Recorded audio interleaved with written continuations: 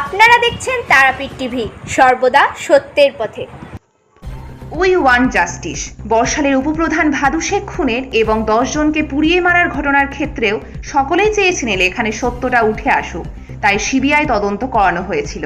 কিন্তু বর্তমানে সাক্ষীরা সমস্তই পাল্টে গেছে। তারা সিবিআইকে যে কথা বলেছিল কোর্টে এসে সে কথা বলছে না।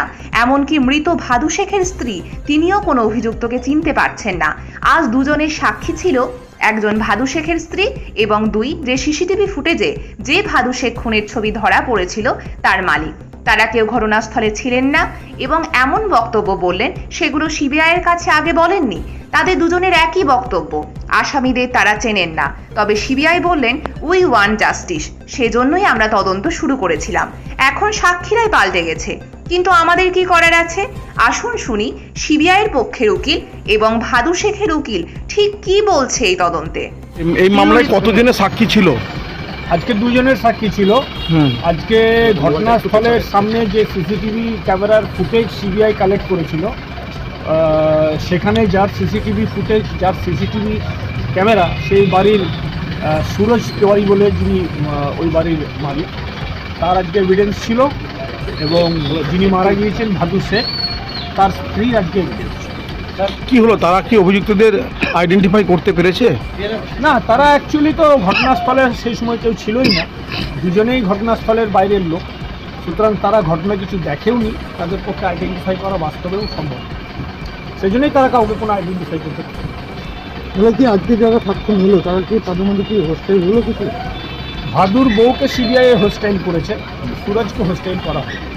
সুরজ কি বলেছে যে কিছু? হ্যাঁ, সুরজ বলেছে, ও কিছু বক্তব্য রেখেছে, যে বক্তব্যগুলো আমাদের পক্ষ থেকে আমরা সেগুলো জেরাতে নিয়েছি।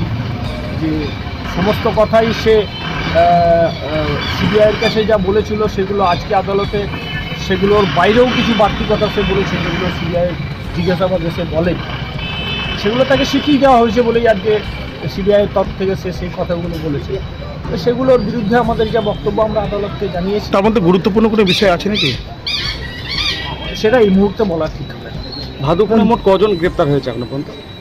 ভাদু খুনে এখনো পর্যন্ত 7 জন ট্রায়াল ফেস করছে, একজনকে চার্জশিট থেকে বাদ দেওয়া হয়েছে। 8 জনের মধ্যে 7 জনই আছেন গ্রেপ্তার হয়েছিলেন। আজকে কজনকে নিয়ে আসা হয়েছে? সবগুলোকেই নিয়ে আসা হয়েছিল। 7 জনকে। ভাদু মূল যে স্ত্রী, ভাদুর যে স্ত্রী, সে তো হোস্টেল যাবে, তাহলে মামলার ভবিষ্যৎ কী মনে হচ্ছে? দেখুন, মামলার ভবিষ্যৎ দুটো জায়গায় দাঁড়িয়েছে। একটা হচ্ছে পারিপার্শ্বিক পরিস্থিতির উপরে যা আসছে তা, আর দ্বিতীয়ত হচ্ছে যারা কেউ ঘটনায় আসামিদেরকে চিনতে পারে কি না এটা। তো যারা আজকে এখনো পর্যন্ত সাক্ষী হয়েছে তারা আসামিদেরকে কেউ চেনেও নি বা দেখেও নি। আর সিবিআই চেষ্টা করছে যে সার্কামস্টেন্সিয়াল এভিডেন্সটাকে স্ট্রং করা। দেখা যাবে আগামী দিনে কী দাঁড়ায়। কতজনের সাক্ষ্য হবে? সিবিআইয়ের চার্জশিটে সিবিআই 63 জনের নাম উল্লেখ করেছে। 63 জনেরই সাক্ষী হয়তো ওরা দেবে। Thank you. কে ছিল? আজকে দুজন সাক্ষী ছিলেন, একজন মিস্টার সুরজ তিওয়ারি ছিলেন, আরেকজন টেবিলা বিবি ভাদু শেখ, যিনি মারা গেছেন, আস্তে আস্তে। ভাদু শেখের ওয়াইফ, ওনাদের সাক্ষী ছিলেন। তো সুরজ যিনি ছিলেন তিওয়ারি, উনি প্রসিকিউশনকে সাপোর্ট করেছেন। উনি সব সিসিটিভি ফুটেজ, ভিডিও, এসব সিবিআইকে যেগুলো দিয়েছেন এগুলো প্রমাণ করেছেন। যা আমি দিয়েছি সেটা বলেছেন? উনি সব পুরোপুরি সাপোর্ট করেছেন। আচ্ছা, আর টেবিলা বিবি? টেবিলা বিবি যে ওই যে বলছি, আমাদের সে কথা হচ্ছে না, ফাইট ফর জাস্টিস এখন চলছে, সবসময় চলেছে, এই কেসও চলেছিল। উনি হোস্টাইল হয়েছে, উনি কারুকেই চেনেন না, এমনকি ঘটনার সময় সত্যি ছিলেন না, পরে ভিডিওতেও নাকি উনি কারুকে চিনতে পারেননি। ঘটনার সময় উনি ছিলেন না বলছেন? কোনো আসামিকে চেনেন না, কারুকে দেখেননি, কিছু জানেন। ওনার স্বামী কী ব্যবসা করতেন উনি তাও জানেন। টেবিলা বিবির তো স্বামী মারা গেছে। হ্যাঁ, অনেক স্বামী মারা, উনি চেনেন না। আসামিদেরকে সিসিটিভি ফুটেজ দেখেও এখন কি বলছে? কোনো কিছু উনি বলছেন আমি দেখেই নি সিসিটিভি। সে সময় তো 164 হয়েছিল মনে হয়। না, ওনার হয়নি। ওনার সিবিআই রেকর্ড করেছিল। ঘটনা বলে সিবিআইকে বলিনি। ঘটনা কি স্বীকার করেছে যে কোনো কিছুই না, উনি কিছুই জানেন না। ওনার স্বামী যে মার্ডার হয়েছে সেটা কি বলেছে নাকি? হ্যাঁ, সেটা বলেছেন, উনি পরের দিন খবর পেয়েছেন। যে স্বামী মারা গেছেন সেটা পরের দিন খবর। কিভাবে মারা গেছে সেটা কিছু বলতে না পারবেন? উনি কিছুই জানেন না। উনি তো একসময় ফাইট ফর জাস্টিস করেছিলেন, এই তো ফাইট ফর জাস্টিসের রেজাল্ট হচ্ছে, ওনারাই বলছেন। We are actually fighting for justice. ওনার স্বামী যে খুন হলো তার কোনো অভিযোগ নেই ওনার এই না, ওনার মুহূর্তে? কোনো অভিযোগ নেই, উনি গাড়িতে চেনেন না, উনি জানেন না, এমনকি কে মেরেছে পরেও শোনেননি, আজ পর্যন্ত শোনেননি।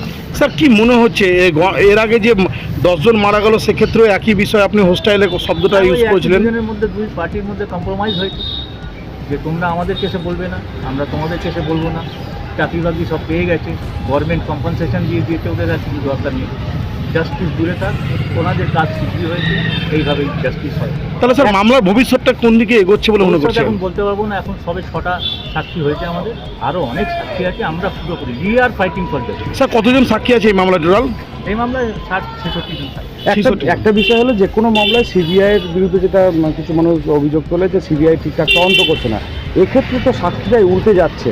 সিবিআই সিবিআই সব থেকে ভালোই তদন্ত করে, প্রিমিয়ার ইনভেস্টিগেটিং এজেন্সি সিবিআই, এটাতেও করেছে, সমস্ত সাক্ষীকে আনা হয়েছে, আনা হচ্ছে, এবং এই তো ভিকটিমের ওয়াইফ, উনি যদি বলেন যে আমি আজ পর্যন্ত জানি না, কোনোদিন শুনিও নি কে মেরেছে, তাহলে আর যারা এখানে আছে তারা তাদের আমি চিনি না, একই গ্রামে উনি ছোটোবেলা থেকে ওদের চেনে। এটা কি টেবিলা বেবি কি মূল সাক্ষী হিসেবে ছিল? মূল সাক্ষী তো সবাই, যারা উনি আইউইটনেস না, উনি কিনেছিলেন, হ্যাঁ? সিসিটিভি ফুটেজ দেখে উনি কিনেছিলেন সিবিআই কাছে, চিনেছিলেন? প্রথমে প্রথমে চিনেছিলেন কিনেছিলেন, কিন্তু এখন এখন বলছেন না আমি দেখিনি ফুটেজ। এই আগামীকাল তো আগামীকাল আরও দুজন আছে, দুজনের সাক্ষী দেখা যাক আগামীকাল কী হয় ওদের ফাইট করতে। Okay sir. ওকে।